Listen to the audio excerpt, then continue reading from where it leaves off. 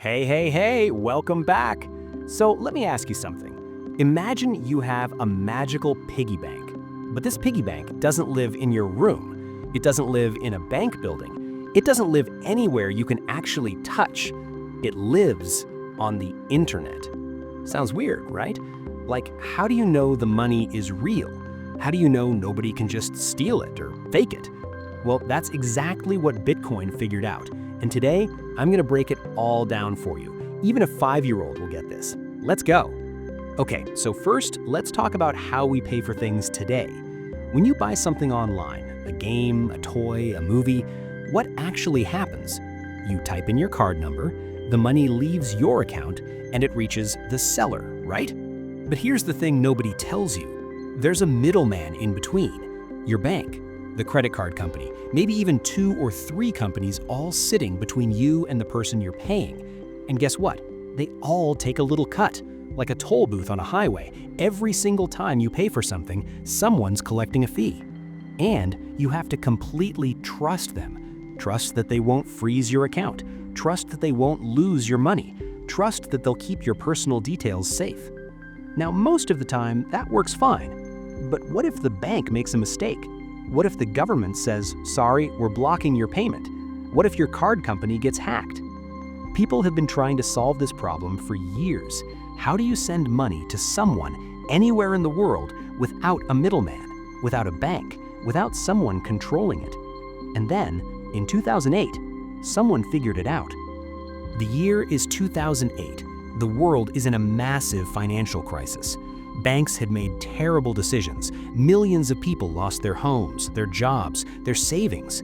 People were furious at the big banks and the government. Right in the middle of all this chaos, a mysterious figure appeared. Their name? Satoshi Nakamoto. Now, here's the wild part. Nobody knows who Satoshi Nakamoto actually is. It could be one person. It could be a group of people.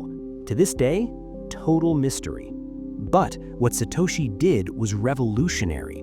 They published a document, a white paper, describing a brand new kind of money. Money that didn't need banks, money that didn't need governments, money that anyone in the world could use freely. They called it Bitcoin. Okay, simple explanation time. 5-year-old mode activated. Imagine your class is playing a game. Every time someone gives someone else a cookie, everyone in the class writes it down in their own notebook. Tommy gave Sarah 1 cookie. Sarah gave Jake 2 cookies. Everyone writes it, every single student. So if Tommy tries to cheat and say, no, I never gave Sarah that cookie, every other notebook in the room proves he's lying. Nobody can fake it. Nobody can cheat because everyone has the same record. That is basically how Bitcoin works. Instead of notebooks, it's computers. Instead of a classroom, it's millions of computers around the world. And instead of cookies, it's Bitcoin. This giant shared record of every single Bitcoin transaction ever made is called the blockchain, a chain of blocks of information. That's it. And because millions of computers all hold the same copy, no single person, bank, or government can change it, fake it, or control it. It's math and code doing the job that banks used to do. Pretty wild, right? Now you might be wondering, okay, but where does Bitcoin actually come from? Does someone just make it up? Kind of, but not randomly. Bitcoin is created through a process called mining. No, not like digging in the ground. These are computer miners. People run super powerful computers that solve really complex math puzzles. When your computer solves one of these puzzles, you get rewarded with new Bitcoin. But here's the really important part, and this is what makes Bitcoin special. There will only ever be 21 million Bitcoin, ever. That's it, written in the code. Nobody can change it. Compare that to regular money.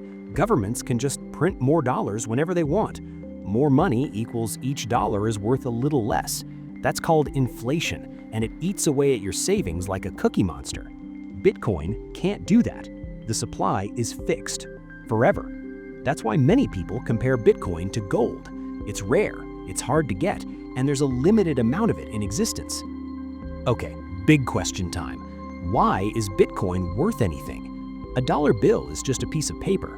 Gold is just a shiny rock. Why do we say these things have value? Because people agree they have value. That's it.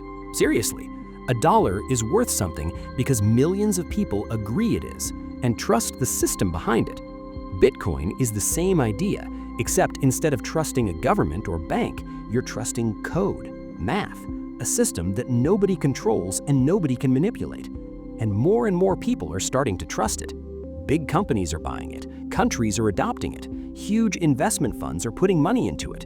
In fact, the longer Bitcoin survives, and it's been around since 2009, the more people believe it's here to stay. That's called the Lindy effect. The longer something survives, the longer it's likely to keep surviving. Bitcoin has outlasted hundreds of other cryptocurrencies that tried to copy it. It's still standing, still growing. Is it volatile? Yes, the price goes up and down like a roller coaster. But even gold, the thing we've trusted for thousands of years, went through wild price swings before people fully trusted it.